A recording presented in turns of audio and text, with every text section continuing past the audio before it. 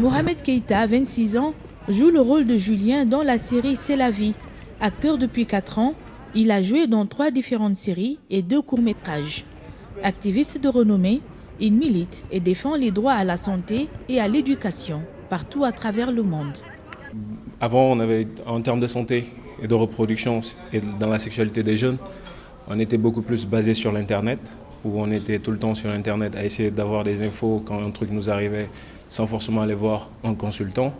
Et moi, je suis arrivé dans la série et je suis tombé à pic parce que la série abordait ces thèmes-là. Et donc du coup, perso, cela m'a motivé, encore une fois. Et le problème de l'excision aussi, parce que voilà, je viens d'une ethnie où ça se pratique, ou d'une région où ça se pratique. Alors c'est toujours un plaisir, dans un sens, d'avoir été mis en avant pour pouvoir communiquer sur ça et d'être écouté aussi par mes proches ou par ma communauté. Les droits sexuels et reproductifs, les plus intimes parmi les droits humains, portent sur la prise de décision concernant les aspects fondamentaux de la vie de chacun, à savoir le corps, la sexualité, la santé, entre autres. Et ce sont là ces thématiques que la série aborde. Après, je suis arrivé un peu avec, comment dire, pas une certitude ou une connaissance complète en termes de santé et de reproduction. C'est vrai que la série m'a appris beaucoup de choses parce qu'en tant qu'acteur, je ne suis pas juste venu pour tourner après, prendre mon cachet et partir. Non, je suis venu parce que je savais que c'était un projet qui parlait de santé, qui parlait d'éducation. Et donc du coup, je me suis vu là-dedans, je me suis dit voilà l'occasion de pouvoir parler pour d'autres gens, même si ce n'est pas les aider financièrement, mais c'est de pouvoir parler à d'autres gens qui peuvent débloquer des choses pour eux ou qui peuvent aller à la rencontre de cette communauté. Et voilà, moi je me vois comme l'ambassadeur de ma communauté. C'est le peu que je peux faire pour eux. Mon rôle dans la série, déjà, c'est le personnage de Julien que j'interprète, qui est un jeune footballeur qui a le rêve de tout jeune Africain de l'Afrique de l'Ouest ou du continent dans sa globalité, qui a envie de réussir dans le football, dans les plus grands championnats. Et j'aborde ce sujet dans la série où, par exemple, il n'y a pas que le foot aussi, parce qu'il y a le problème de l'immigration que j'ai joué aussi dans la série. Donc du coup, je me vois très bien, parce que j'ai eu aussi ces rêves-là où j'avais envie de faire du foot. Après, voilà, c'était les études qui primaient, donc on a continué dans ce sens-là. Hadja Idrissa Ba, elle, est une activiste guinéenne. Parallèlement à ses études en droit, Hadja est engagée dans la vie associative pour la protection des enfants et des femmes. Mariage forcé, grossesse précoce, viols conjugaux, mutilation génitale, violences basées sur le genre, ces thématiques lourdes, Hadja les combat depuis ses 13 ans lorsqu'elle a été élue au Parlement des enfants guinéens en qualité de représentante de Ratoma, la commune populaire de Conakry qui l'a vu grandir. Pourquoi réellement je me suis lancée dans ce combat, pourquoi je me suis dit qu'il faut vraiment que je lutte contre le mariage des enfants, les mutilations génitales féminines, l'excision et le viol des enfants.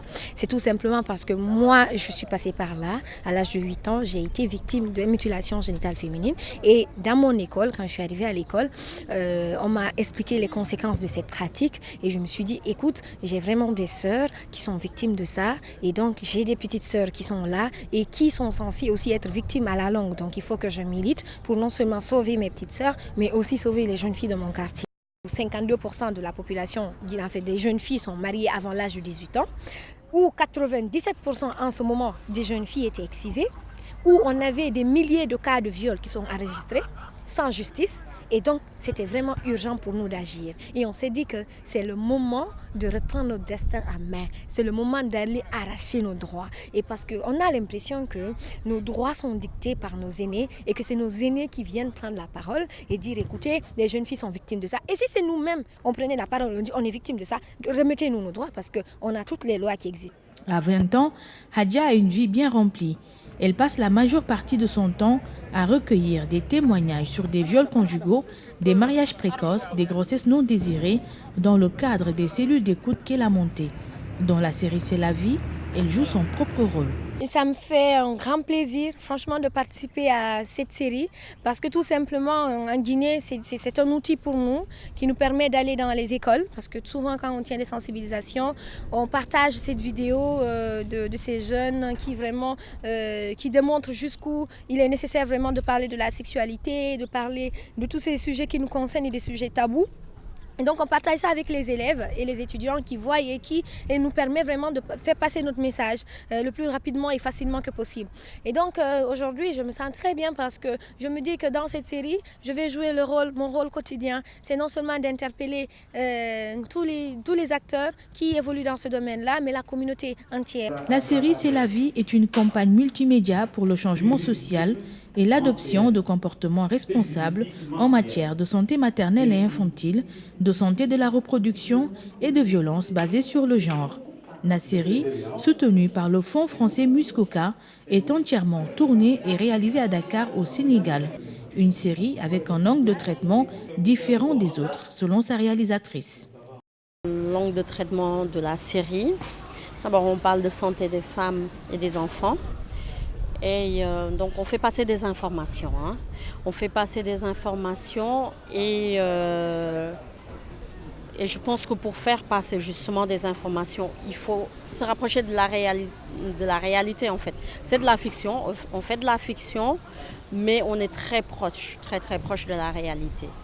Et il y a un peu de comédie. Parce que justement pour faire passer un message, la comédie, il n'y a pas mieux pour moi, en tout cas personnellement. Donc je pense que c'est un très bon choix de traiter les sujets justement qui peuvent être quelquefois dramatiques sur la santé en Afrique, la santé des femmes. Le projet porté par l'ONG sénégalaise RAIES, Réseau africain pour l'éducation et la santé, est diffusé à l'échelle continentale.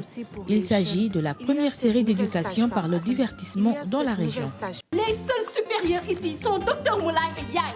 La jeune femme là-bas, elle est encore enceinte. Je vais avoir un bébé. Je vais te chercher une deuxième épouse. L'éducation par le divertissement, ça a commencé par les contes, tout simplement. Les contes, qu'est-ce que c'est ? C'est raconter aux enfants une histoire.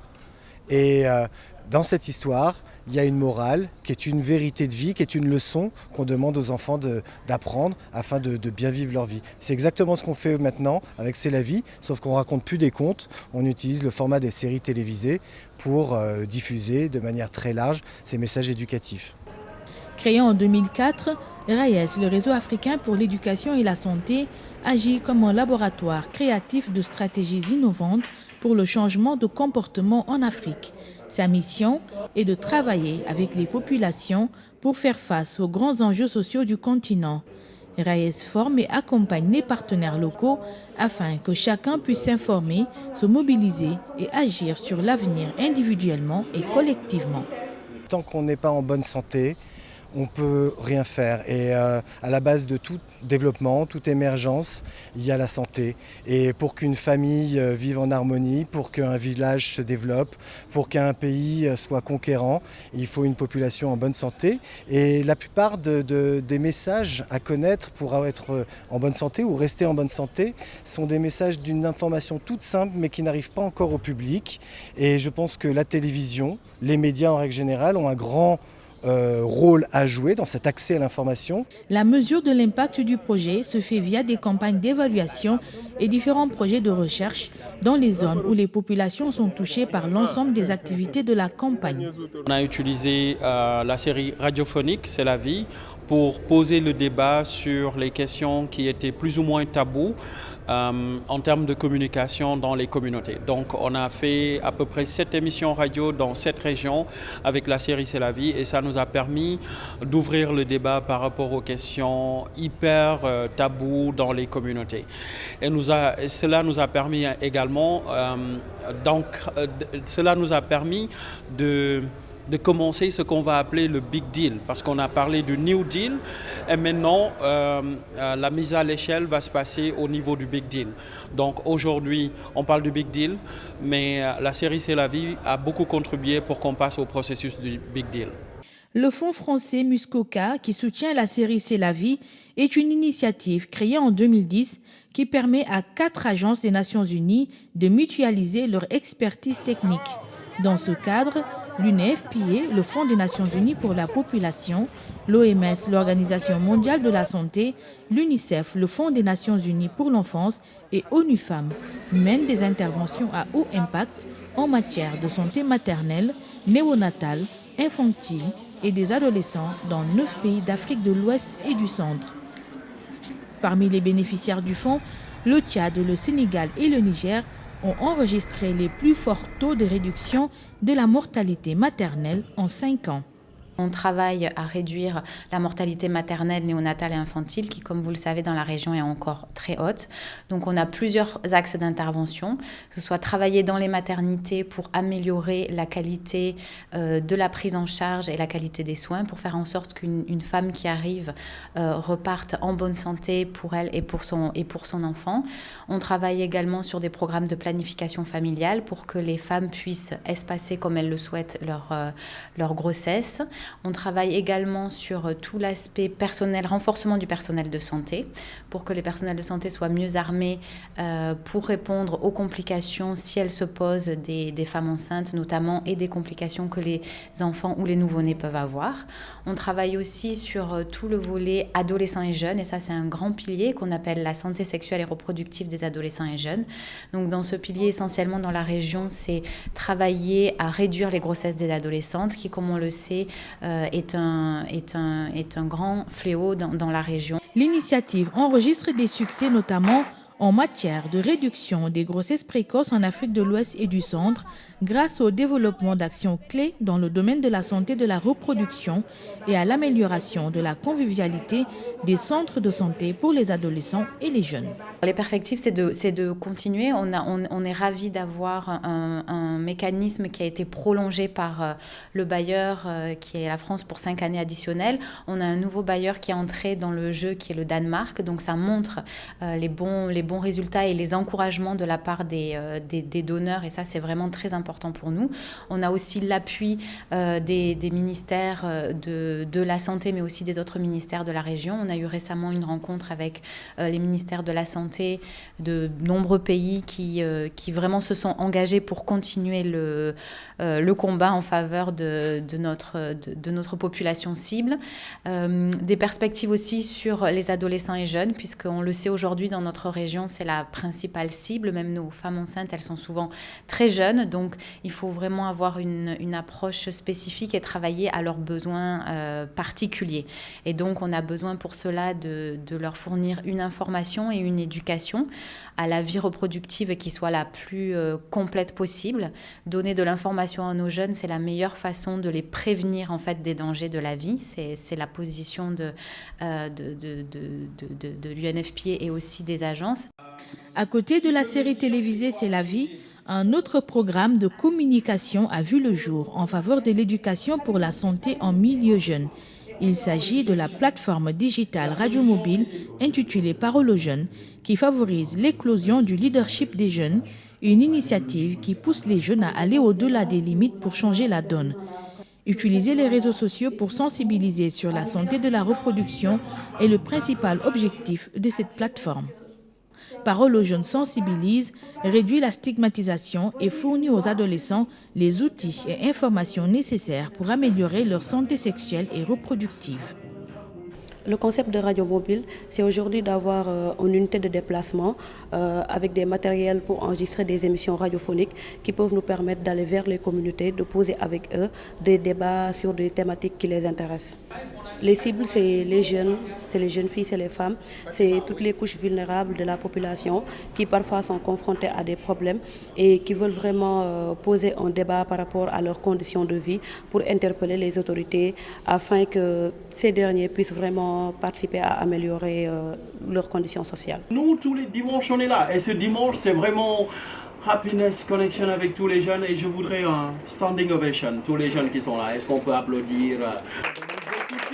Ne voyez donc pas que l'excision est plutôt destructive que constructive.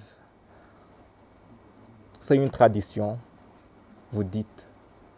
Mais ne pensez-vous pas qu'elle laisse des séquelles, les déchirures, les douleurs lors d'une pénétration? Mais mère, qu'as-tu fait? Ne vois-tu pas qu'elle est mortifiée? En la regardant, on pouvait sentir ses larmes chaudes, le cœur serré au bout de souffle. On ne pouvait entendre que des souffles.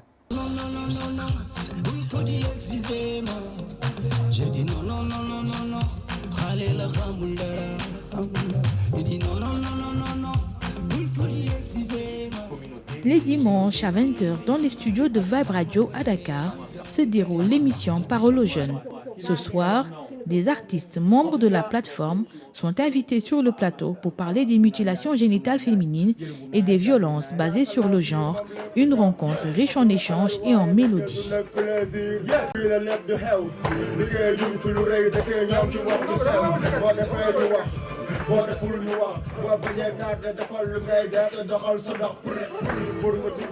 De passer mon message par rapport aux femmes, les exerceuses, et nous aussi les artistes et la population, de continuer cette lutte en fait pour mettre fin à l'excision des jeunes parce que c'est une pratique vraiment qui mérite d'être tout de suite arrêtée et tout. Vu que moi je viens du sud à Tambacounda, donc la pratique et le phénomène c'est plus en fait pratiqué là-bas, donc j'ai vu ça jour le jour. J'ai grandi avec cette optique de rendre, comment dirais-je, même les problématiques relatives à la santé de la reproduction plus accessibles et non tabous. Et depuis mon enfance, je suis engagé et je me dis que c'est juste une continuité en tant qu'artiste de toujours demeurer dans cette vision que j'avais quand j'étais gamin. Mes textes sont variés, mais quand il s'agit de santé de la reproduction, je me permets parfois d'aborder des thèmes tels que les mutilations génitales féminines, qui sont une forme de barbarie pour moi, je ne sais pas pour les autres. Je me permets aussi d'aborder des thèmes tels que les violences basées sur le genre, ce que je ne puis supporter en tant qu'homme et en tant qu'être humain. Et j'aborde aussi des thèmes relatifs à la, comment dirais-je même, à l'abstinence, à la sexualité des jeunes. Tout dépend, comment dirais-je même, de l'inspiration que j'ai. Quand est-ce nos gouvernants vont se bouger pour changer la donne? La cloche, elle sonne, nos voix résonnent, nous sommes des tonnes contre les MGF. Tu lui gâches tout son bonheur, hey. Hey, de Sénélab et la peur, je ne veux plus voir de... Pour un Sénégal meilleur, plus de 23% souffrent en silence face à cette barbarie. Le DS confirme que toutes les tranches d'âge sont victimes de ce traumatisme. Le poids démographique des adolescents et leur exposition au risque de mariage d'enfants et de grossesse précoce justifient les nombreuses initiatives soutenues par le Fonds français Muskoka. En lien avec ces initiatives, d'autres comme le Club des jeunes filles, porté par l'UNFPA, viennent renforcer la communication pour le changement social et comportemental. Le Club des jeunes filles, implanté dans les quartiers du Sénégal, a été expérimenté depuis 2014 par le CCA, le Centre Conseil Adolescent de Tambacounda. De son côté, le Centre Conseil Adolescent de Kolda a généré le concept du New Deal, qui repose sur un pacte signé entre les clubs de jeunes filles, les parents et les marraines appelées Badianougor pour l'objectif zéro grossesse. Nous, l'idée, c'était de leur dire maintenant, ce sera un pacte, un deal en fait, entre les parents et nous. Juste leur proposer que nous n'allons pas tomber enceintes à condition que vous n'allez pas nous donner en mariage. Et ils ont accepté ce pacte-là et qu'il y a plus de 3000 jeunes filles qui ont été enrôlées à Kolda. Et aujourd'hui, l'idée, c'est de Kolda, from Kolda to Dakar, de quitter Kolda et venir faire ici à Dakar. Étant donné que nous, les jeunes filles qui sont ici à Dakar, on nous dit souvent que nous sommes ouvertes à toute communication, nous sommes ouvertes à toute, recherche et autres. Mais en réalité, il y a même des jeunes filles qui peinent même à connaître leur menstruée. Or, l'idée, c'est de créer ici, à Dakar, un New Deal à travers les clips des jeunes filles. Le but et les objectifs du New Deal, c'est d'arrêter déjà le mariage d'enfants et d'arrêter les mutilations génitales féminines parce que c'était des choses qui continuent à exister dans des régions comme Tambacounda, comme Kolda. Alors, le New Deal est venu pour régler ce problème-là. Jusque-là, le New Deal a permis de rompre plusieurs mariages qui allaient être des mariages précoces. Et le New Deal a permis également aux filles d'être autonomes parce qu'il y a à peu près 3000 filles qui sont enrôlées dans le programme du New Deal. Et toutes ces filles ne sont pas tombées enceintes jusque-là. Donc le problème des grossesses précoces est réglé. Et aujourd'hui, on a même dans le New Deal, parce que c'est un programme extrascolaire, où il y a beaucoup de filles qui ne sont pas à l'école et qui sont aujourd'hui bénéficiaires de ce New Deal-là, qui sont en train de suivre des formations accélérées sur la mécanique, sur l'entrepreneuriat. À 21 ans, Fatou Bintou Sylvie Diak est la présidente du Club des jeunes filles de Kolda, ville du sud du Sénégal située à plus de 300 km de la capitale sénégalaise. Son club vise à mettre fin au mariage et grossesses précoces et aux mutilations génitales féminines. Il a aussi pour objectif de renforcer le leadership des adolescentes et jeunes filles dans la lutte contre les grossesses précoces et les mariages d'enfants, la promotion de l'aspect genre, la scolarisation des jeunes filles et leur employabilité.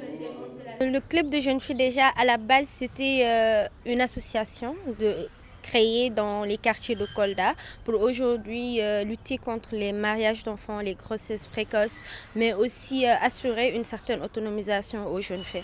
Alors à Kolda, nous faisions des activités dans nos quartiers et villages. Nous avons pu créer beaucoup de clubs à Kolda et certains d'entre nous, parlant d'autonomisation de la fille, certains d'entre nous ont eu la chance d'être réinsérés à l'école et aujourd'hui de pouvoir continuer leurs études et de venir à l'université. Alors nous sommes au nombre de 14-15 comme ça. Nous avons pu aujourd'hui permettre à presque 5 d'entre nous qui ne pensaient même pas terminer leurs études jusqu'au niveau BFM, aujourd'hui d'avoir leur bac et de venir ici avec le New Deal. Et deuxièmement, nous avons permis à beaucoup de jeunes filles aujourd'hui de pouvoir avoir la chance de faire des formations.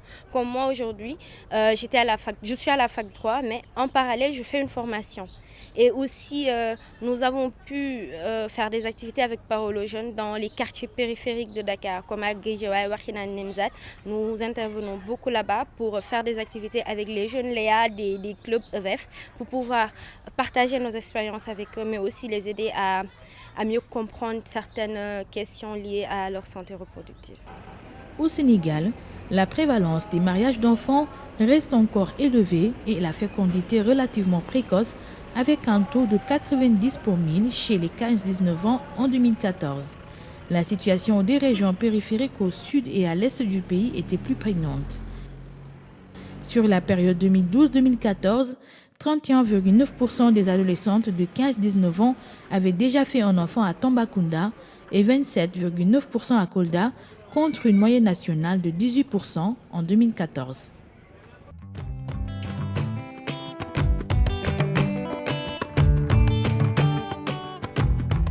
Initialement prévu pour 5 ans, le financement du Fonds français Muskoka a été prolongé pour 2 années supplémentaires, 2017-2018, avant d'être finalement allongé pour un deuxième cycle de 5 ans de 2018 à 2022. En fait, l'initiative française est dans sa logique. En effet, lors du 36e sommet du G8 dans la ville de Muskoka au Canada en juin 2010, un appel urgent avait été lancé pour améliorer la santé des mères, des nouveau-nés, des enfants, des adolescents et des jeunes en Afrique. Dans tous les pays bénéficiaires du Fonds français Muskoka, entre 2010 et 2015, le taux de mortalité maternelle et infanto-juvénile et les grossesses précoces a été réduit en moyenne de 11% comparé à 9,3%. Les perspectives, c'est de continuer. On est ravis d'avoir un mécanisme qui a été prolongé par le bailleur qui est la France pour 5 années additionnelles. On a un nouveau bailleur qui est entré dans le jeu qui est le Danemark. Donc ça montre les bons résultats et les encouragements de la part des donneurs. Et ça, c'est vraiment très important pour nous. On a aussi l'appui des ministères de la Santé, mais aussi des autres ministères de la région. On a eu récemment une rencontre avec les ministères de la Santé de nombreux pays qui vraiment se sont engagés pour continuer le combat en faveur de notre population cible. Des perspectives aussi sur les adolescents et jeunes, puisqu'on le sait aujourd'hui dans notre région, c'est la principale cible. Même nos femmes enceintes, elles sont souvent très jeunes. Donc, il faut vraiment avoir une approche spécifique et travailler à leurs besoins particuliers. Et donc, on a besoin pour cela de leur fournir une information et une éducation éducation à la vie reproductive qui soit la plus complète possible. Donner de l'information à nos jeunes, c'est la meilleure façon de les prévenir en fait des dangers de la vie. C'est la position de l'UNFPA et aussi des agences. C'est aussi faire en sorte que les centres de santé puissent accueillir de manière conviviale et adapter les jeunes et adolescents qui ont souvent peur d'être jugés, qui ont souvent peur d'aller demander des services. Donc il faut travailler vraiment avec le personnel de santé, avec les centres de santé en eux-mêmes, à savoir que les centres de santé soient ouverts à des horaires adaptés, qu'on crée des liens entre l'école et les centres de santé, avec les infirmeries scolaires, avec la communauté, pour faire en sorte que les jeunes se sentent à l'aise d'aller demander le service quand ils ont reçu l'information. Le Fonds français Muskoka met en œuvre des interventions à haut impact ciblées pour améliorer la santé des femmes, des enfants et des jeunes. Il s'aligne sur les politiques nationales, appuie les mécanismes de coordination, assure la synchronisation des activités interpays et offre des synergies avec les initiatives régionales.